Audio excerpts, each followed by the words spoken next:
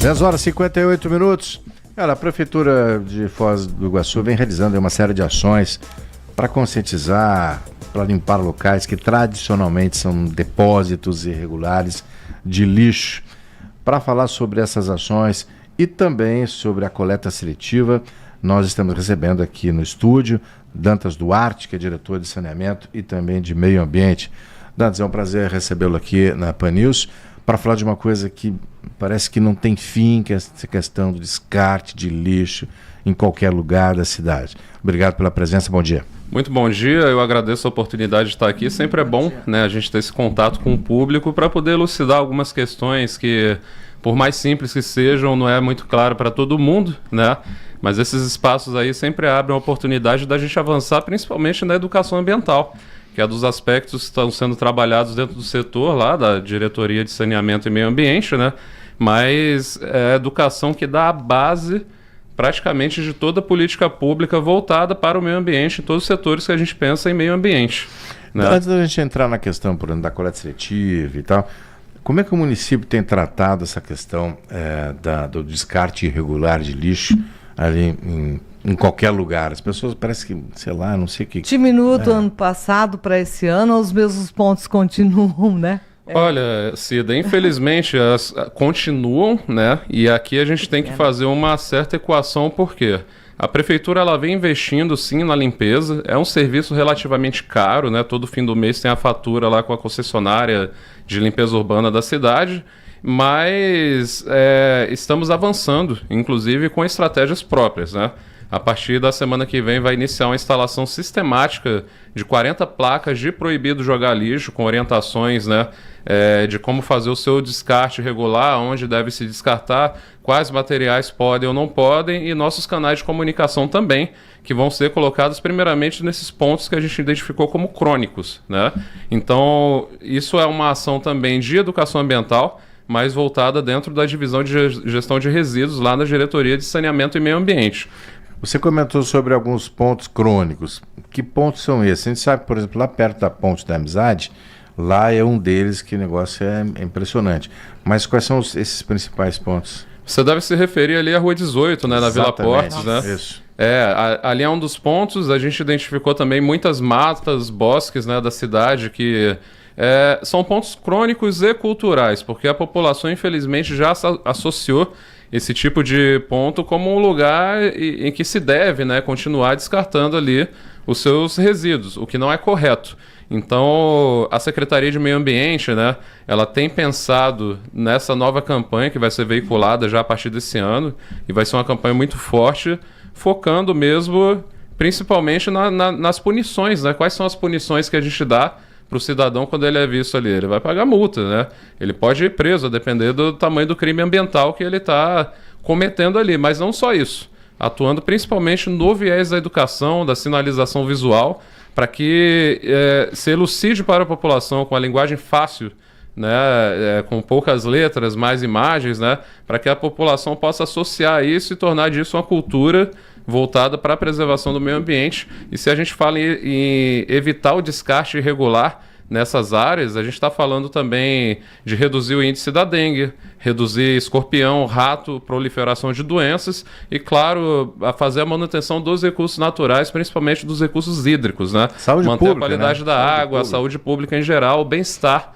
da nossa cidade, a qualidade de vida. Você falou da Rua 18, e quais são os outros pontos que também são crônicos? A gente conhece vários, o final da Avenida Beira Rio, áreas ali das linhas de transmissão próximas à Vila C, áreas ali da Vila Miranda, né, na região de Três Lagoas, que é a nascente do Rio Almada. Aqui nas proximidades do Horto Municipal, a gente estava verificando ali também perto da Rua Flávio Cavalieri, ali no Jardim Morenitas, né? No próprio Bubas, que agora também está passando por obras de saneamento e investimentos lá, né? Mas existe esse perfil da cultura da população, que é um perfil que a educação ambiental, quando institucionalizada, né, e levada a sério pelo poder público, ela busca mudar e desenvolver novas competências, habilidades e atitudes no cidadão para que todos possam fazer a sua parte, contribuindo para a manutenção do meio ambiente e para o aumento da qualidade de vida na nossa cidade. A gente acompanhou algumas ações de limpeza nesses locais, principalmente que você comentou.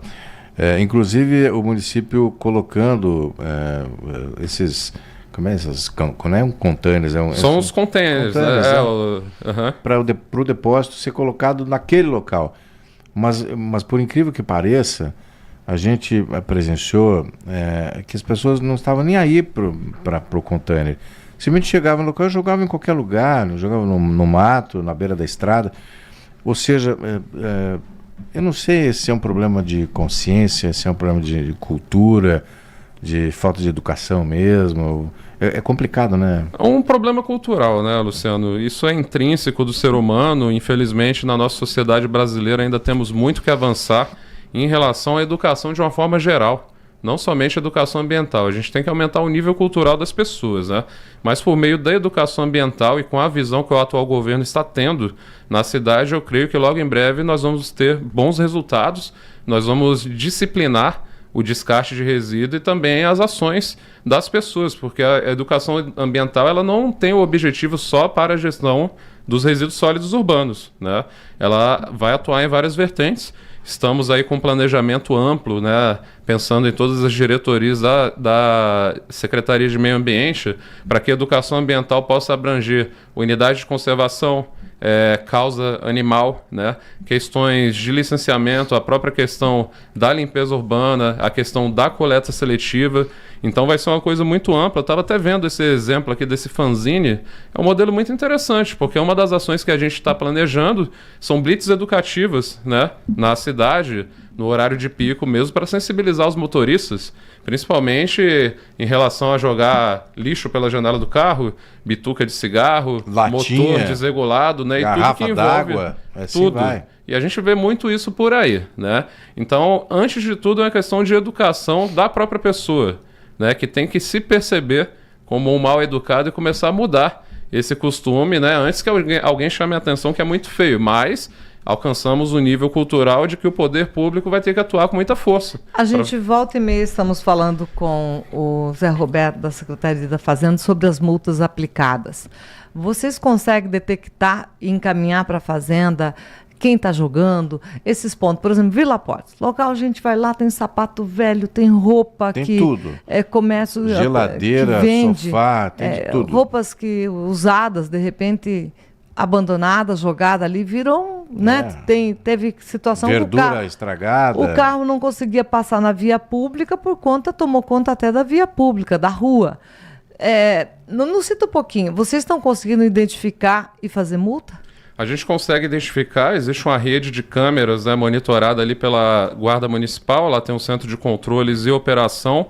A gente está atuando também através do Gabinete de Gestão Integrada Municipal, além de diretor de Saneamento e Meio Ambiente, eu também sou coordenador da Câmara Técnica de Meio Ambiente, onde a partir dessa Câmara Técnica a gente faz uma integração entre as secretarias para executar ações. E nesse sentido nós temos se integrado melhor, né, para buscar fazer autuação, multar, né, conseguir essas informações. Por outro lado, o público pode fazer também a sua parte através do EUV, que é o portal oficial ali da Prefeitura, através de um dos nossos canais oficiais, o nosso WhatsApp. Eu vou divulgar ao fim dessa entrevista o número também, para que as pessoas possam falar diretamente com o nosso atendimento, né, e tirar dúvidas rápidas, né, elucidar outras questões. Mas temos feito muitos encaminhamentos para a Secretaria de Finanças e Orçamentos, que tem a Diretoria de Fiscalização, e estamos trabalhando de uma forma integrada, justamente para poder inibir, né, e tratar com rigor esse tipo de crime ambiental. Até porque a gente sabe que quando mexe no bolso das pessoas, aí muda um pouquinho de configuração, né? E eu acho que é necessário esse rigor maior, porque só falar, só conscientizar, a impressão que dá é que não está tendo resultado. Não Exatamente. Dá. Então, eu acho que tem que ter uma solução mais prática, no sentido de multar sabe, mas se de forma rigorosa mesmo, a questão do bolso, arder no bolso, doer no bolso das pessoas, para que mude alguma coisa. Eu acho que não é intenção de ninguém, principalmente pessoalmente, né, da nossa parte, tratar mal as pessoas e ir pelo caminho da punição, mas infelizmente chegamos em um patamar cultural de que é necessário agir Claro. Em conjunto, né, com os métodos punitivos, mas, claro, com as orientações também, né, com a educação, de fato. E temos investido nas duas vertentes. A gente sabe que isso é uma questão cultural mesmo, né, Dantas? Existe um trabalho também por parte da Secretaria de Meio Ambiente, e a gente sabe que essa questão de modificação de cultura é um processo longo e que tem que vir lá na base, tem que vir nas crianças. Existe um trabalho de conscientização para as crianças, porque quando a criança diz para o pai, não joga isso na rua, é diferente, né? Aí parece que o pai vai respeitar. Existe sim. Nós temos a Política Municipal de Educação Ambiental, né? Ela funciona de forma integrada com a Secretaria de Educação, onde a educação ambiental ela está transversalizada no currículo escolar municipal. Então, a partir daí, todas as disciplinas, né, de uma forma transversal, elas vão tratar o aspecto ambiental e vão começar a trabalhar esse ideário do meio ambiente, né? Através do currículo, a gente está falando da vertente de educação ambiental formal. Já, por outro lado, a gente tem a educação ambiental não formal, que é onde vocês logo em breve vão começar a ver as propagandas da Secretaria de Meio Ambiente, da Prefeitura Municipal em outdoors, na rua, de forma integrada com nossas mídias digitais, com campanhas físicas, né, nos sinaleiros, né? Tem um planejamento muito amplo. Só não demos a largada ano passado porque é difícil trabalhar com orçamento designado pela gestão anterior. Então a gente teve que manter ali o avião voando, né, dentro da medida do possível, mas claro, fazendo um planejamento muito contundente para esse ano de 2026, já que a gente está trabalhando agora com orçamento planejado e dobrado e vai conseguir executar tudo que foi planejado. E eu acho que é importante a gente destacar também que esse descarte é um crime, né? É um crime ambiental, isso dá cana. Isso é um crime. Nós temos nossa legislação ambiental, né? Se eu não me engano, a Lei Complementar 198, que vai dizer lá o rol desses crimes ambientais, que é a Lei de Licenciamento Ambiental. E o cidadão ele pode se informar, né, quais são as punições, quanto que ele vai pagar ali de multa relacionada a esse crime. Muito melhor do que ir atrás dessa informação é não fazer, né, e ter a consciência de que você... Não é que você esteja contribuindo com as outras pessoas, você está contribuindo com você mesmo, né? Muitos desses pontos de descarte irregular a gente identifica que são do lado das próprias residências. Sim. Será que uma pessoa dessa não tem consciência de que ela pode ter dengue hemorrágica? De que o escorpião pode entrar e se alojar dentro do colchão dela e causar um mal maior, né? São esses aspectos que a gente tem que estar tratando com a população, né? Agora, nós estamos conversando com o Dantas Duarte, diretor de Saneamento e Meio Ambiente da Prefeitura de Foz do Iguaçu. Agora, Dantas, para a gente aqui também, eu lembro que numa das entrevistas do ano passado, vocês tinham um relatório de quantos pontos, era um volume grande, passava de 50, se não me engano, de pontos de descarte que vocês volta e meia estavam limpando, passava 2 dias, voltavam, lá de novo. Quantos pontos vocês detectaram na cidade? Olha, diminuiu um pouco, eu não vou te dizer agora a quantidade exata, Sim. né? Mas infelizmente ainda continua esse mesmo movimento. Limpa, 2 dias depois está sujo, né? Então, nesse sentido, nós vamos fazer uma instalação sistemática dessas 80 placas, né, espalhadas nesses pontos que a gente já identificou, e também a implantação de ecopontos de entrega voluntária, que são áreas estruturadas com baias classificadas, onde as pessoas podem gratuitamente descartar os seus resíduos, né? Aliás, existe uma informação que pouca gente essa baia? sabe. Só para complementar e entrar nessa ideia, né? Cada cidadão ele pode descartar 1,5 metro cúbico de inservíveis no aterro sanitário gratuitamente a cada 6 meses. Mas imagino eu que por causa da distância do aterro, né? Por essa informação não ter sido disseminada e agora ela vai ser com força dentro das nossas campanhas, né?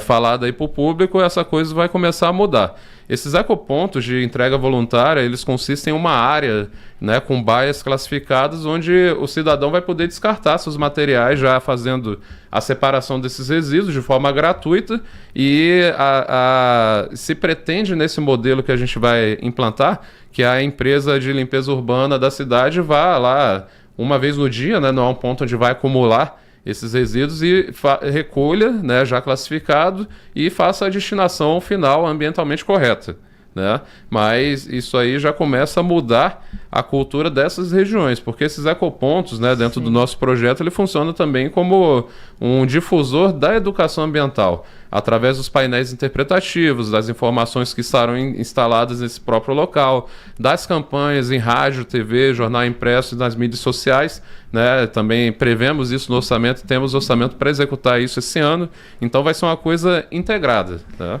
E como que seriam essas baias? Tem exemplos que você pode dar, cidades que já usam, que deu certo? Fizemos uma pesquisa, uma das cidades que eu gostei muito do modelo foi Jaraguá do Sul, em Santa Catarina, né? Tanto que eu liguei lá na Secretaria de Meio Ambiente lá para poder saber, e em breve estaremos fazendo uma visita técnica a essa cidade para poder conhecer de perto essa metodologia e transferir esses conhecimentos para a nossa gestão. São, assim,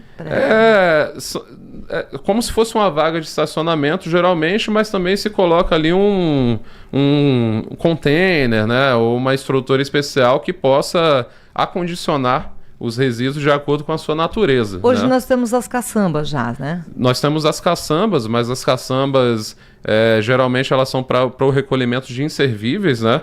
Elas têm um número limitado ali também, mas elas só fazem essa coleta do ponto em que se pede.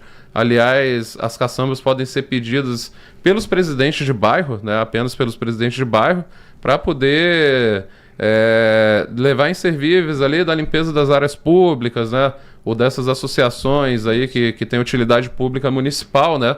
E levar isso para o aterro sanitário, né? Mas se limita só a esse movimento atualmente. Mas seriam baias, você falou, especificados, ou seja, justamente para a população começar a entender e fazer a coleta seletiva.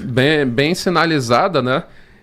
Não que esse ponto vai ser um ponto especificamente para a coleta seletiva. Sim. Ele vai ter lá os recipientes de classificação, né, do metal, do vidro, do papel, como a gente vai ampliar também a rede de logística reversa pela cidade, onde vocês vão passar a ver contenedores especiais também em mercados, né, em lugares aqui como o Shopping Catuaí, que a gente também iniciou essa conversa já no ano passado, para poder fazer esse planejamento, mas paralelamente a coleta seletiva continuará funcionando.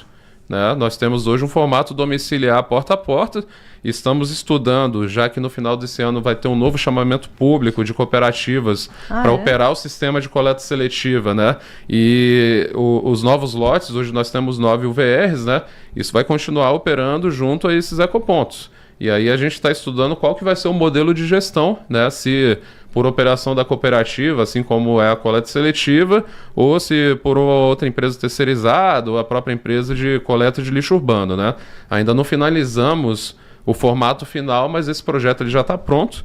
Ele prevê a instalação em 5 regiões da cidade, né? 5 regiões foram escolhidas a dedo. Estive pessoalmente nessas regiões fazendo esse levantamento, aplicando tecnologia, subindo drone para poder ver como é que está ao redor dessas áreas e vendo qual que seria a área pública mais adequada para a instalação desse ecoponto de entrega voluntária que possa ser de fácil acesso, que possa se popularizar, né, abranger a população daquela área ali e virar um ponto de referência para disciplinar o descarte. Já tem esses pontos já definidos? Já temos esses pontos definidos. Onde seria? Um deles é nas proximidades da própria Rua 18. Né? Como eu falei no planejamento, a gente levou em consideração esses pontos de descarte irregular. Já que é um ponto cultural da população que todos vão nesse ponto, agora passam aí ao lado desse ponto, né, onde existe um espaço disciplinado para poder fazer o seu descarte corretamente, de forma gratuita, né, sem custo, e que a gente consiga, juntos, né, trabalhar essa questão cultural da cidade.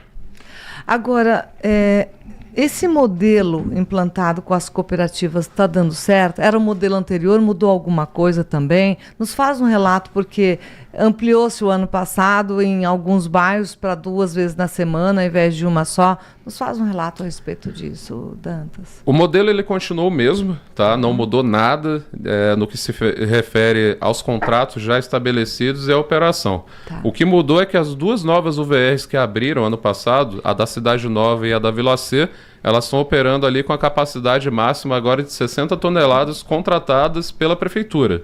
E nós vamos atualizar o teto do contrato já nesse chamamento, né? Porque entendemos que devemos ainda dar um estímulo maior ao trabalho das cooperativas, já que as pessoas, né, os cooperados que hoje estão dentro de um barracão, usando seus EPIs, fazendo a classificação dos materiais que chegam nas UVRs, elas têm dignidade, né, dentro desse ambiente, recebem renda ali no fim do mês, mas se não houvesse essa estrutura, eles estariam na rua, como a gente vê muitos catadores informais, puxando carrinho, né, na força braçal, com família, né, com criança, geralmente carregando ali atrás. Então existe essa possibilidade, existe esse fundo social dentro do sistema e a gente vai manter, sim, aperfeiçoando apenas algumas questões contratuais que nós fizemos o estudo. Estamos agora finalizando o diagnóstico completo da coleta seletiva desde o início da operação desse modelo em 2018, com os dados de 2025 totalmente atualizados. Chegamos a quanta arrecadação mensal de coleta? Anual, o índice em relação ao aterro ficou em torno de 4%. É uma coisa mínima, né? Nós temos uma estratégia para poder fazer aumentar esse índice e uma delas é justamente o aumento da tonelagem do contrato, aliada às campanhas educativas, aliada aos pontos de entrega voluntária, que são os ecopontos e sim os recipientes, né, que vão estar melhor instalados na cidade, né, vai ter uma mídia feita em cima disso. Então a gente vai utilizar várias estratégias contratuais também para poder aumentar esse índice. Cada UVR ela processou em média 40 toneladas por mês no ano passado. Né, esse número aumentou um pouco em relação ao ano anterior, só que dentro desse diagnóstico a gente entendeu também que é preciso fazer investimento na estrutura física do sistema de coleta seletiva. Isso se refere à reforma e ampliação dos barracões, né, das unidades de valorização de resíduos recicláveis, que é a UVR, a sigla. Isso significa investimento no aumento da frota também, a modernização dos equipamentos. Hoje nós temos 10. Um caminhão é reserva e cada UVR tem o seu caminhão próprio. Pretendemos que cada UVR tenha pelo menos 2 caminhões e um veículo auxiliar, né? Isso já vai aumentar a captura do resíduo fora do processo, mas tem que dar robustez interna também ao funcionamento da UVR, né? Isso significa ampliar a capacidade dos barracões para que aumente-se o número de cooperados, né? Isso significa a modernização dos equipamentos, a esteira, prensa, enfardador, né, e outros equipamentos que estão ali dentro do conjunto da valorização dos resíduos e as próprias obras de ampliações. Pelo levantamento inicial que fizemos, estimamos um investimento de R$20 milhões para ampliar todo o sistema, né, isso tirando a frota, que também já fizemos algumas outras articulações com o governo do estado, né, através do Fundo Estadual do Meio Ambiente, para poder captar esse recurso e investir na frota aqui em Foz do Iguaçu. Como é que está essa questão da coleta no morador? Vamos pegar lá o morador, isso, o morador que separa, que faz esse trabalho. Porque tem muita gente que nem faz isso, inclusive, também, mas reclama da questão da coleta. Mas como é que está essa coleta no dia a dia? Qual é a frequência em cada local, enfim? Como nos últimos anos não houve um investimento e um planejamento para o futuro a médio prazo em relação ao sistema, em relação à sua estrutura ele estagnou, né? E a gente está trabalhando agora na capacidade total do atual sistema, com os equipamentos que temos. Então isso não permite, por exemplo, a gente determinar a hora onde esses caminhões vão passar em determinadas rotas, né? Toda cidade ela está regionalizada, esse link ele está disponível no site da Secretaria de Meio Ambiente para consulta de qualquer cidadão, onde você vai entrar lá, vai ver qual é a área lá da sua residência, né? E vai poder saber qual é o dia da passagem da coleta seletiva. Uma das coisas que fizemos voltar foi o próprio jingle da coleta seletiva, porque a gente bacana. reconheceu, né? A musiquinha do... Exatamente, porque essa musiquinha ela chama a atenção e claro. As pessoas já assimilaram, né? Então retornou essa musiquinha que é um facilitador desse processo. Mas ainda realizaremos os investimentos necessários para aperfeiçoar, né, toda a frota, todo o sistema, e aí já definiu a questão de horário de passagem nas determinadas rotas, né? Agora, Dantes, vou te fazer uma pergunta que o Luciano estava junto aqui no estúdio, o Félix também, do empresário que passou por aqui essa semana. Ele falou, olha, eu tenho na minha empresa uma quantidade grande de papelão, diariamente, lembra? Diariamente, e eu entrego meu papelão com todo, né, contribuindo também, até né, ele colocando. Só que eu vejo que daí aquele papelão que eu separo cuidadosamente, ele vai para o caminhão junto com outros tantos materiais e mistura. Explica para ele, que eu vou explicar também, eu acho que ele está aqui online ou nos acompanhando. Explica essa situação. Eu separo o material, mas quando chega no caminhão mistura com tudo mais ou não? Nos conta isso. Ó, Cida, a gente parte da premissa de que a primeira etapa da reciclagem ela está dentro de casa, né? Por isso a nossa campanha de 2025 ela buscou orientar o cidadão de como colocar esse material à disposição da coleta seletiva. Ele tem que ser higienizado quando é uma embalagem assim que possa ser limpa, né? Porque muitas embalagens, por exemplo, a marmita de isopor, quando você coloca uma comida gordurosa lá, essa gordura ela impregna na estrutura da embalagem e ela passa a não ter mais o valor comercial. Ela se torna um rejeito e ela tem que ser destinada para o aterro sanitário, né? A gente viu o aumento da qualidade desse material que chegou nas UVRs ano passado. O que isso significa? Material limpo, né? Material comercializável, né?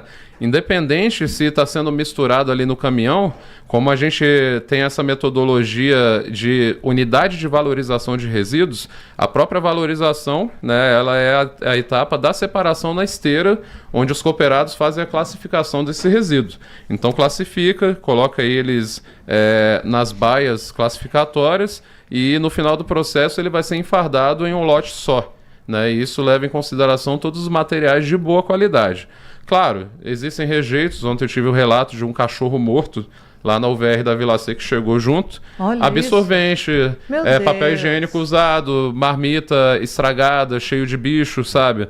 Essas coisas acontecem, infelizmente. Mas entendemos também que é necessário atacar essa vertente para que a educação ambiental chegue na casa das pessoas também e as pessoas tenham a consciência de que a separação se faz dentro de casa. O acondicionamento do material de boa qualidade que vai gerar renda para os cooperados lá no fim do mês. Tem algum tipo de problema com relação ao trajeto? Ou seja, os caminhões estão passando naquilo que está definido no site lá, tal dia, nessa rua, isso está acontecendo ou não? Isso acontece sim, nós temos o controle via GPS de todos os caminhões, temos uma comunicação constante com os técnicos de UVR, né, das novas UVRs, mas justamente pela desatualização do sistema e da frota, a gente tem enfrentado alguns problemas operacionais. Conseguimos, inclusive, fazer uma economia em relação à manutenção dos caminhões. Que tipo de problema? O caminhão ele pode quebrar ou pode ter algum problema climático que vai interferir no cumprimento dessa rota, mas logo que nos relatos esse problema já entra o caminhão reserva para suprir essa rota. Mas a gente entende que isso não é suficiente. Claro. A gente precisa garantir o bom serviço, né, que está sendo prestado aí para o cidadão. Por isso é necessário um investimento, pelo menos na duplicação da frota. Nesse momento, e na atualização, né, dos caminhões que já existem. Tanto que nós estamos agora em um processo licitatório para a conversão das carrocerias desses caminhões que vocês veem nas ruas, o verde e o branco, né? Para transformar ele em baú, porque aumenta a capacidade. E o feedback que os cooperados nos deram é de que o baú ele é mais adequado à operação, né? Parece que não, porque aquele caminhão verde ele tem uma tampa prensadora, mas é muito melhor o baú, né? Porque você já pode fazer a classificação ali na hora da coleta e fazer a organização interna do baú, chegar na UVR e descarregar de uma forma muito mais organizada do que ocorre nesses caminhões atuais. O que seria o número ideal de caminhões para fazer esse serviço de forma mais intensa? Olha, pelo estudo que fizemos, eu entendo que pelo menos 22 nesse momento. E eu sou muito ambicioso assim, em relação à gestão, porque eu entendo que o dinheiro público ele tem que ser bem investido, né? Claro. E isso é um ótimo investimento. A gente está falando de uma cidade que ela é conhecida internacionalmente pelas suas maravilhas naturais e, naturalmente, nós temos essa responsabilidade aqui de sermos exemplares dentro da gestão. Então, cabe sim um investimento, nós temos aí todo o plano de projetos e investimentos a serem feitos, né? Então, na minha visão, precisamos ter as UVRs com ampliação de licenciamento para que elas possam coletar ainda mais tipos de materiais do que já coletam, pelo menos 3 veículos por UVR, pelo menos 40 cooperados por UVR, né? Um protocolo padrão de operação também por UVR para que a gente possa otimizar a valorização dos resíduos recicláveis, e isso tem a ver com questões contratuais, né, já que a gente vai aumentar também a tonelagem por contrato e vai mudar alguns outros termos lá, pensando no aperfeiçoamento do método de trabalho do sistema. Agora, Dantas, o morador tem que ser o parceiro disso, né? Com certeza. Eu sempre digo, e é uma questão que a gente aborda, a gente não vê raramente, ainda vê, né? Não é tão raro assim, é aquele catador que continua com um carrinho de mão pelas ruas da cidade. Vez ou outra mora. Se o Félix puder me ajudar, Félix, com aquele vídeo de um morador de rua que está lá embaixo, lá na Praça 7 de Setembro, embaixo de um brinquedo, ele faz o depósito de reciclável dele lá, certo? Às vezes ele se incomoda com a criança que sobe no escorregador e atrapalha o sono dele, mas ele mora ali na Praça 7 de Setembro, no Morumbi, e guarda o material dele, o reciclável dele, né, Félix, embaixo dos brinquedos. E vez ou outra ele se incomoda com a presença das pessoas, né, por ali. Uhum. Então, é um vídeo que chegou pra gente, né? Que dá? Vocês podem ir lá, por exemplo, na Praça 7 de Setembro, fazer uma vistoria no local, conversar com esse morador, que é um morador de rua, e que ele tem um trabalho de coleta na visão dele, que ele faz o depósito ali. E dá uma olhada nessa praça também, porque ali a gente sabe que é um número grande de pessoas que frequenta a praça e que nem todo mundo sabe que o papel do sorvete, a garrafinha d'água, as embalagens, tem um lixo ali para colocar. O que dá para se dizer para esse morador que nos mandou, inclusive, esse vídeo no dia de ontem? Eu conversei com o secretário Alex de Assistência Social no mês passado para que nós possamos trabalhar de uma forma conjunta, né, Secretaria de Assistência Social e Secretaria de Meio Ambiente, direcionando esse público lá para as UVRs, para que eles possam ter uma dignidade maior, né, do que morar embaixo do brinquedo e ficar condicionando seus resíduos ali. Então, sabendo disso, tenho certeza que eu já vou entrar em contato com a assistência social para verificar a situação desse morador e fazer os devidos encaminhamentos, né? Aí tem que se avaliar o perfil do morador, né? Se ele tem uso de drogas, né? Uso de bebidas alcoólicas, tudo isso vai influenciar, mas vai ser dada uma oportunidade para ele, né? Que esse planejamento que fizemos em conjunto é justamente para que haja uma publicidade maior do sistema de cooperativas dentro do sistema de assistência social e que essas pessoas possam ser direcionadas lá para as nossas cooperativas, né? Então elas vão passar esse o objetivo, a ter dignidade, salário, né? Um lugar apropriado para trabalhar. Elas vão ter trabalho. Esse objetivo dele, se ele quer ser um catador, vamos regularizar, tem uma cooperativa, tem um lugar que o senhor pode ir e que de repente possa lhe ajudar a até ter uma renda a mais para que ele viva de forma tranquilamente. E dizer para ele que ali não é exatamente o local onde ele possa guardar o seu reciclável, né? Exatamente. E todos os direitos assegurados, né? INSS e outras questões trabalhistas asseguradas ali, é um sistema muito, muito interessante. Nós temos um potencial muito grande hoje de dar robustez. Um trabalhador? Depende da produção, né? Como se trata de um rateio geral ali, a gente tem visto uma média de R$ 2.500 dentro do sistema. E eu não estou falando de uma UVR específica, uma média geral, porque varia muito, né? Depende da produção de cada UVR ali, é um rateio. Agora eu vou fazer uma colocação, mas eu às vezes me espanto, né? Em determinado lugar aí da cidade, a gente vê uma placa lá. Latinha, tanto. Fios de cobre, tanto. O que menos se paga pelo vidro, é isso? O vidro ele é um dos materiais mais baratos. Eu não vou lembrar agora exatamente o valor, até porque varia muito também mensalmente, né? Sim. Mas as UVRs, elas vendem para as empresas corretas, assim, né? Não é qualquer empresa que está comprando esse material. São empresas... os vidros? Entrou numa fase na época aí da falsificação de vidro, a pauta as garrafas, os vidros, porque Foz produz uma quantidade muito grande de garrafa, né? A gente sabe que o comércio, a hotelaria também produz um monte, a gente em casa também produz. Que desfecho se dá para os vidros? Tem uma trituração? Não tem uma trituração desses material? Lá nas UVRs, né, algumas têm triturado, mas a gente vai padronizar com a máquina trituradora de vidro para todas as UVRs. Até para facilitar também a venda e o transporte ali, né? Porque hoje ela é vendida sem triturar? Não, ela é triturada. Geralmente, quando a empresa recicladora chega lá para comprar, vai um caminhão com garra lá fazer a trituração no local. O caminhão já vem com a garra. Com a garra. E tritura ali na hora para poder levar embora. Mas, conversando com outros setores empresariais, a gente identificou também de que é necessário reforçar a logística reversa, né? Como? E aí nós estamos agora entrando aí no acordo de cooperação com uma OCIP aqui da cidade, que vai dar robustez a esse processo. Tem as metodologias a serem aplicadas, né? Algumas empresas elas preferem estar triturando o vidro na fonte e já fazer o encaminhamento, mas a sistematização dos ecopontos e da própria política pública vai permitir que se racionalize Qual o descarte setor do vidro. seria esse combinado, essa conversa que está em andamento? Eu ainda não vou revelar, porque como a gente está fazendo Mas depois ali... revela para nós. Não, mas isso aí vai ser dado Claro. publicidade, porque Ó, todo mundo tem que saber, né, disso aí. Aqui está, ó, o Félix está mostrando para nós. Conseguiu avançar ali, Félix?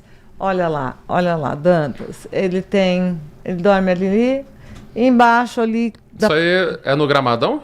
Não. na Praça de Setembro. Ah, sim. Olha lá. E daí ele guarda ali embaixo, né, o material dele recicladinho.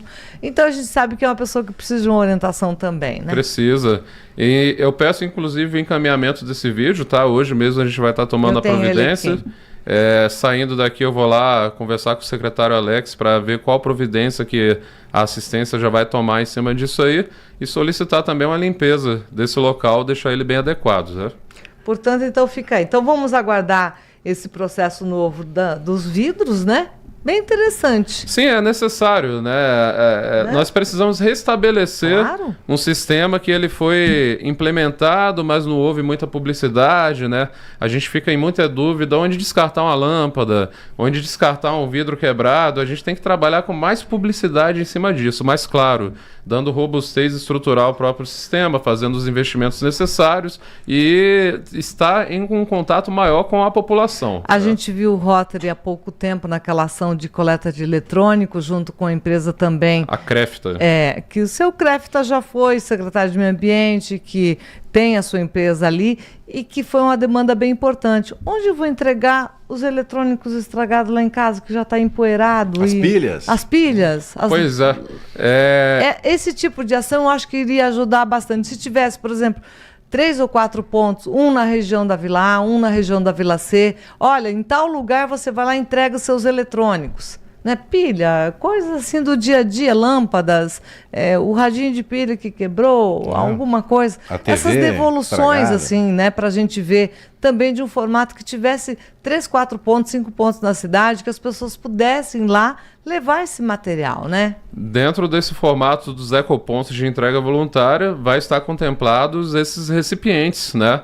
Das OCIPs, da logística reversa, né?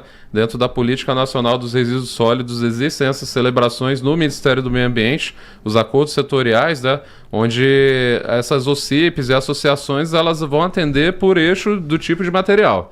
Então, nós fizemos contato já no passado, estamos já trabalhando para a reimplementação da vertente de vidros, né, como você falou, com as empresas do acordo setorial para vidros. Estamos trabalhando também com AG eletrônico, com AG eletrodomésticos de linha branca, né? É um setor muito amplo e a gente quer ter isso muito bem estabelecido em Foz do Iguaçu e uma divulgação muito ampla para que as pessoas saibam onde descartar seus resíduos, né, de qualquer natureza. Um dos problemas maiores que a gente tem hoje é para amianto, né, as telhas de amianto e têxteis, mas estamos também trabalhando em uma resolução para essa questão. Para a gente dar vida, sobrevida para o nosso aterro, é isso? Nosso aterro sanitário. Não só isso, né, Cida? Aterro sanitário é uma tecnologia da atualidade, do nosso tempo. A gente tem visto exemplos como na Finlândia, né, na Alemanha, no próprio Japão, e é um exemplo que eu uso muito, né? As Olimpíadas de 2021, o Japão ele fez as medalhas de ouro com ouro retirado lá da reciclagem dos materiais eletrônicos. E foi muito simbólico isso, né, para a atualidade do mundo que fala tanto de sustentabilidade. Né? Então a gente quer alcançar assim, esse patamar. O aterro sanitário é a tecnologia que a gente tem disponível hoje. Se enterra o que se chama de lixo, mas a gente trabalha com a nomenclatura resíduo sólido urbano, até para uma finalidade de educação ambiental, né? É o resíduo, mas a depender do que for, ele já não é mais resíduo, ele é reciclável. Ele volta para o mercado de uma certa forma, né? Ele vai ser reutilizado. Existem várias aplicações. O aterro ele tem sim um tempo de vida útil, né? Está previsto ali pelo menos para os próximos 16 anos, se eu não me engano. E aí o município ele vai ter que buscar uma alternativa tecnológica também para a solução do lixo urbano, né? Porque ele vai se tornar ali um morro artificial na paisagem, que não vai poder ter muita utilização, a não ser que a gente passe a extrair o gás metano que é gerado ali no interior para gerar energia, né? E tenha outras finalidades. Mas, particularmente, o pessoal até fica em dúvida, né? Quando eu falo da minha opinião, eu queimaria o lixo. E aí vocês acham um absurdo, mas não, existem métodos, tecnologias, né, em que não é simplesmente queimar. A gente está falando de incineradoras, né, com seus filtros que vão girar turbinas, gerar eletricidade, que vão gerar outros produtos a partir da queima, e tudo isso é ambientalmente correto dentro das normas. É o que a Finlândia faz, o que a Alemanha faz, né, o que a Espanha faz, muitos outros países aí europeus, né, e até nos Estados Unidos também a gente vê esse tipo de exemplo. Isso daria para a gente marcar e debater especificamente a questão do lixo, né, Cida? Dantas, eu queria te agradecer demais pela presença, pelas informações. Essa é uma temática que é quase que infindável, né, e a gente com certeza vai ter outras oportunidades aí para bater esse papo. Obrigado pela presença. Certo, Luciano, muito obrigado aí pela oportunidade. Desejo aí um fim de semana muito bom para todos nós, para o ouvinte também, e seguimos à disposição lá na Secretaria de Meio Ambiente. Obrigado mais uma vez, bom dia. Vamos pro intervalo, Cida? Bora.